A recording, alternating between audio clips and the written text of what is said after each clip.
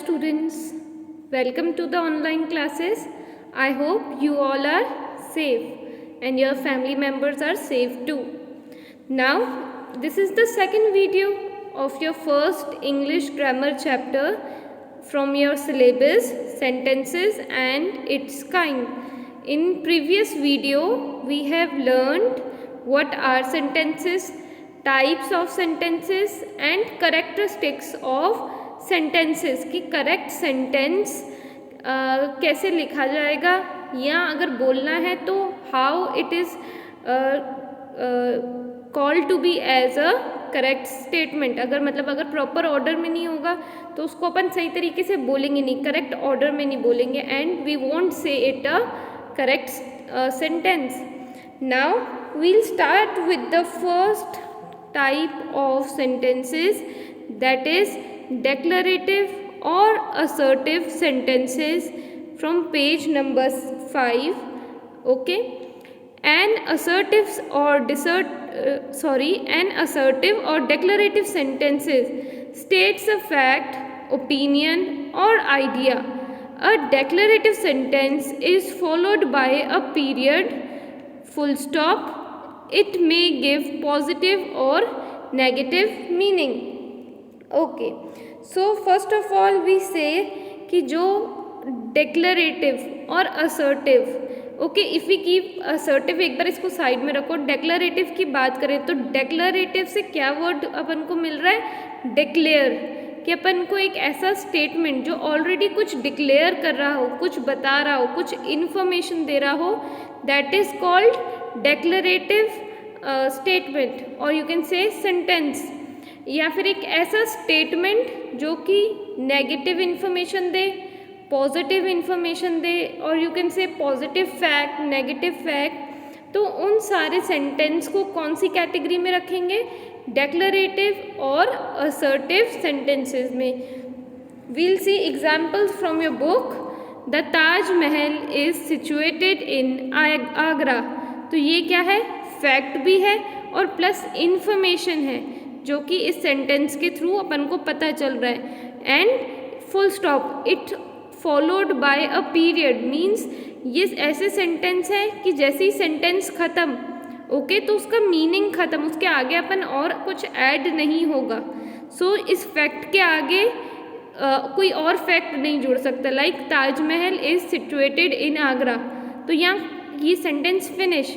इसके आगे मैं ये नहीं कहूँगी कि it is also situated in Rajasthan, no, okay, it would be wrong. तो वहाँ पे पीरियड मीन्स वहीं पे उस जगह पे वो स्टेटमेंट या वो सेंटेंस ख़त्म हो जाता है, उसको अपन डेक्लरेटिव, एक बार डिक्लेयर कर दिया या एक बार फैक्ट बता दिया और यू कैन से एक इन्फॉर्मेशन दे दी, ओके, तो वो वहीं पे सेंटेंस ख़त्म हो जाता है। उसके आगे ऐड हो सकता है बट उससे रिलेटेड ही ऐड होगा कि आगरा इज़ इन इंडिया, ठीक है, ये ऐड हो जाएगा, बट इसका जो मेन थॉट है, जो मेन पीरियड है कि ये आगरा में, वो चेंज नहीं होगा। Next, there is no milk in the glass, so it is a information and इसके आगे भी अगेन अपन कुछ ऐड नहीं कर सकते, इट इज़ एंड। यहाँ पे इसका अपन को जो मीनिंग जानना था, ओके, अबाउट द, अगर यहाँ पे कहूँ मैं सब्जेक्ट ग्लास है तो मुझे ग्लास के बारे में क्या पता करना था कि glass is empty, it is having no milk, that is, मतलब ये इन्फॉर्मेशन यहीं फिनिश्ड होती है। असर्टिव और declarative sentences can be further divided into two kinds. जो असर्टिव और डेक्लरेटिव सेंटेंसेस हैं वो अगेन टू पार्ट्स में डिवाइडेड है। We see how here, affirmative sentences and negative sentences. Affirmative को आप ये भी कह सकते हैं कि positive sentences, okay, and we say negative sentences, इसको अपन नेगेटिव सेंटेंस कहते हैं और ऊपर वाले को पॉजिटिव सेंटेंस या affirmative sentence, okay. So it is written that कि affirmative sentence, the sentence which states something in positive way is called affirmative sentence। एक ऐसा sentence जो ये स्टेट करता है कुछ पॉजिटिव स्टेट करता है या पॉजिटिव इन्फॉर्मेशन देता है या पॉजिटिव मीनिंग उसका होता है, उसको पढ़ के अगर लगे कि हाँ it is a positive meaning और it is something stating anything positive is under a affirmative sentence, जो किसके पार्ट है, डेक्लरेटिव सेंटेंसेस के ही पार्ट है. For example we see Mohan is an honest man. Second, Nisha goes to school regularly. So here we get a positive characteristics of a Mohan, कि मोहन क्या है, honest man है. तो ये पॉजिटिव हुआ. अगर मैं कहूँ इसमें जैसे नीचे आपके पास नेगेटिव सेंटेंसेस में आ जाएगा. Here I will just mark for you here. तो ये नेगेटिव सेंटेंस कैसे बनेगा, अगर मैं कहूँगी Mohan is not an honest man, तो ये क्या है, नेगेटिव फैक्ट बता रहा है. ओके, एंड पॉजिटिव फैक्ट क्या था, Mohan is a honest man. Next है Nisha goes to schools regularly. So come down again and see कि Nisha does not go to school regularly. तो ये अच्छी बात नहीं है, right, it stating something negative. So negative sentence, we come to the negative sentence, the sentences which does not state anything but conveys negative meaning is called negative sentence. एक ऐसा sentence जो negative meaning दे वो आएगा negative sentences के अंदर, और एक ऐसा सेंटेंस जो कि पॉजिटिव मीनिंग दे या उसको पढ़ के लगे कि yes it is a something positive, that comes under affirmative sentences. And these two are kinds of declarative और affirmative assertive sentences. इसके I'll show you more example here. So first क्या है, George brushes her teeth twice a day. तो ये जो simple अपन ने जो first पढ़ा था एग्जाम्पल, ये उसका है कि ये सिर्फ एक जनरल इन्फॉर्मेशन है. They should take your umbrella because it's raining. Again it is giving a simple it's while reading we getting a simple meaning. If water reaches 100 degree it boils. ठीक है, तो अगेन यहाँ पे negative it is if we say it is kind of information, someone is giving information कि अगर water है 100 degree पे boil हो गया तो it's like it start boiling, यानी वो बहुत ज़्यादा गर्म हो जाता है. फोर्थ है mother cut the cheese with the knife. Next when he was young his father died. तो लास्ट वाला क्या आ गया, ये नेगेटिव आ गया, नेगेटिव सेंटेंस के अंडर आ जाएगा कि when he was young his father died.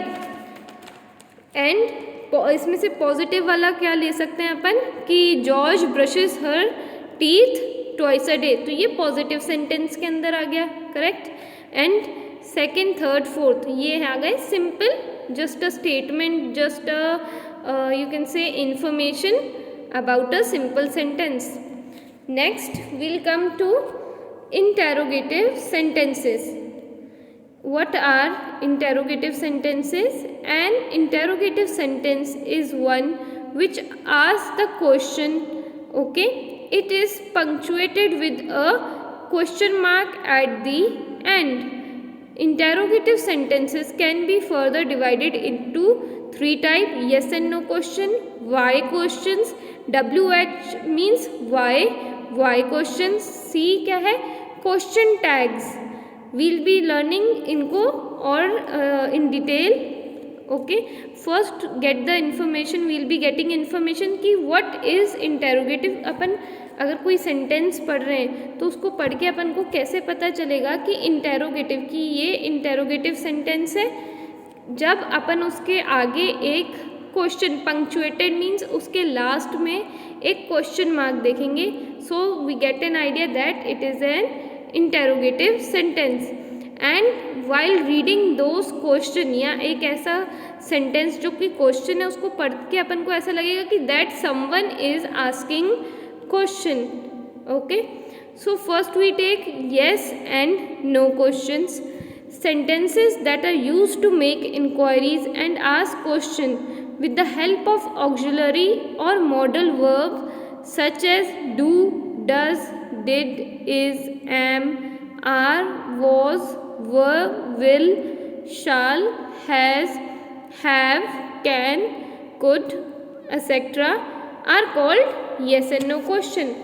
तो येस एंड नो क्वेश्चंस कैसे पता चलते हैं कि जिनके स्टार्टिंग में ये सारे ऑक्सिलरी या मॉडल वर्ब्स हों, उससे पता चलता है कि ये येस एंड नो क्वेश्चंस होते हैं। मीन्स ये ऐसे क्वेश्चन होते हैं जिनका आंसर या तो येस होता है या तो नो होता है। And what are auxiliary and modal verbs, ये इनको अपन हेल्पिंग वर्ब्स भी कह सकते हैं कि मेन वर्ब के साथ ये वाले वर्ब्स ऐड होते हैं ताकि it enhances the main verb, उसकी मेन वर्ब की जो कहते हैं प्रतिक्रिया, उसके बारे में बताता है। अगर मैं कहूँ कि मेन वर्ब है रनिंग, ठीक है, रनिंग भागना, ये वर्ब है। अगर मैं कहूँ शी वॉज रनिंग, तो शी वॉज क्या हो गया, या सिर्फ वॉज क्या हो गया, हेल्पिंग वर्ब, या फिर यू कैन से ऑक्सिलरी और मॉडल वर्ब्स। तो जितने भी आपके यहाँ पे वर्ड्स दिए हुए स्लैश करके, I will just show you here, ये सारे ऑक्सिलरी या मॉडल वर्ब्स कहते हैं। मेन वर्ब्स क्या होते हैं, जो कि आपको पता है कि कोई जो क्रिया बताए वो मेन वर्ब्स होते हैं। वील सी एग्जाम्पल कैसे होते हैं yes and no questions. Can I leave for Mumbai now, तो इसका आंसर क्या होगा, yes, yes you can leave for Mumbai now, इसका कोई और आंसर नहीं होगा। नेक्स्ट है do you like to take coffee, तो some will say yes and some will say no, तो येस भी इसका आंसर हो सकता है, नो भी हो सकता है कि no I don't like coffee, yes I like coffee. So basically in three का जो डिफरेंस है, I just give you a brief about कि आपको सिंपल कैसे वे में इसको समझ में आएगा कि जो येस और नो क्वेश्चंस होते हैं उनका आंसर जो होता है that comes in only yes और नो। ओके, नेक्स्ट है वाई क्वेश्चंस। तो वाई क्वेश्चन का आंसर क्या होएगा, डिफरेंट आंसर्स होंगे इसके। और लास्ट है जैसे क्वेश्चन टैग्स, ये सब क्या है, ये क्या है, इंक्वायरी जब होती है इसके बारे में, मीन्स एक जो इसका आंसर होगा वो होगा कि अपन किसी से पूछ रहे हैं, ये क्वेश्चन करके अपन ने छोड़ दिया, इसका आंसर माइट भी उसी टाइम मिलेगा, माइट भी लेटर मिलेगा। Again I repeat, yes and no questions, ये सब किसके पार्ट है, interrogative sentence. And what are interrogative sentence, ऐसा सेंटेंस जो कि क्वेश्चन पूछता हो किसी और से, वो इंटेरोगेटिव सेंटेंसेस हैं। एंड वो सेंटेंस जिसका आंसर येस और नो में आए तो वो है येस एंड नो क्वेश्चंस। जिस क्वेश्चन के डिफरेंट आंसर्स होंगे that comes in why question. And जो क्वेश्चन टैग्स होंगे वो है कि एक इंक्वायरी अबाउट द इंफॉर्मेशन, कि अगर मैं कहूँ कि ये पेन ब्लू चलता है तो मैं इसके बारे में पूछ रही हूँ, तो this is a question to seek and information. एक इन्फॉर्मेशन जानने के लिए जो क्वेश्चन पूछा जाए वो क्वेश्चन टैग्स के अंदर आएगा। Now we will be continuing B part, why question. A why question is an open question meaning that it can have numbers of answer.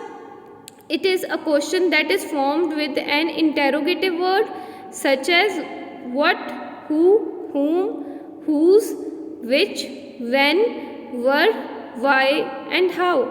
Okay, इसका आंसर तो मैंने आपको बता दिया. एंड ओपन क्वेश्चन मीन्स कि ये इसके जो आंसर्स हैं वो काफ़ी सारे हो सकते हैं, बहुत सारे लोग दे सकते हैं. नेक्स्ट, ये किससे स्टार्ट होता है? जैसे ऊपर वाला किससे स्टार्ट हो रहा था? With auxiliary verbs. ये किससे स्टार्ट होते हैं? बाय दीज वर्ड्स जो आपको यहाँ पे दिए. I will show you again here. What, why, whose, which, why etcetera. Next is okay, will see example. Where are you going. अगर मैं आप सबसे अगर ये क्वेश्चन पूछूं वेयर आर यू गोइंग, तो इसके डिफरेंट आंसर होंगे. कोई कुछ आंसर देगा, कोई कुछ आंसर देगा. Now next question is why are you going there. अगर मैं कहूँ कि I am going to Pune, okay, या एक अगर पिकनिक कह लो कि अगर पिकनिक पे सारे जाने गए तो मैं वहाँ पे क्वेश्चन पूछ रही हूँ स्टूडेंट से कि why you have come to Pune. Some will say I have come to visit this beautiful city. कुछ कहेंगे I have come to see the temples of Ganpati. Some will say I have come here to do shopping. So different answers होंगे इसका. Next, last is question tags, sentences that are used to make inquiry and ask information with the help of auxiliary verb and subject added at the position, such as do, does, did, is, am, are, was, were, has, have, had, etc. तो यहाँ पे क्या है, एक subject के add हो जाएगा इस क्वेश्चन के अंदर. ओके, सब्जेक्ट क्या होता है, सब्जेक्ट की जिसके बारे में अपन बात कर रहे हैं वो सब्जेक्ट है. और ये क्वेश्चन टैग में भी ऑक्सिलरी वर्ब्स जुड़ जाएंगे. With the help of auxiliary verbs एक सब्जेक्ट और एक किसी के बारे में अगर इंफॉर्मेशन या इंक्वायरी करनी है तो ये तीनों चीज़ों को मिला के जो एक क्वेश्चन बनेगा वो क्वेश्चन टैग कहलाएगा. For example I show you, she will come with me, won't she. तो यहाँ पे शी क्या आ गया, subject. Will she come with me, ये आ गया question. Won't she, okay, so it is N auxiliary verb added here. Last is Rahul wasn't your friend, was he. तो राहुल क्या है, सब्जेक्ट. ओके, was क्या आ गया, ऑक्सिलरी वर्ब. ये भी auxiliary verb के अंदर आएगा. और ये पूछ रहे was ही, क्या वो चलेगा साथ में, मतलब वो आई मीन कि वो ही तुम्हारा फ्रेंड है, was he your friend. ठीक है, राहुल से पूछ रहे हैं wasn't your friend, okay, was he. तो क्वेश्चन है कि हाँ ये तुम्हारा फ्रेंड था, क्या यही फ्रेंड था, वो ऐसे पूछ रहे हैं. मीन्स एक इंफॉर्मेशन जान रहे हैं किसी सेकंड पर्सन से. ठीक है, now this is the two types of sentences, declarative और and interrogative sentences. In the next video we'll be doing last 3 types of sentences, or you can say other 3 kinds of sentences. I hope you understand well, and if you have any queries you can easily ask me. Thank you so much for listening. Be safe.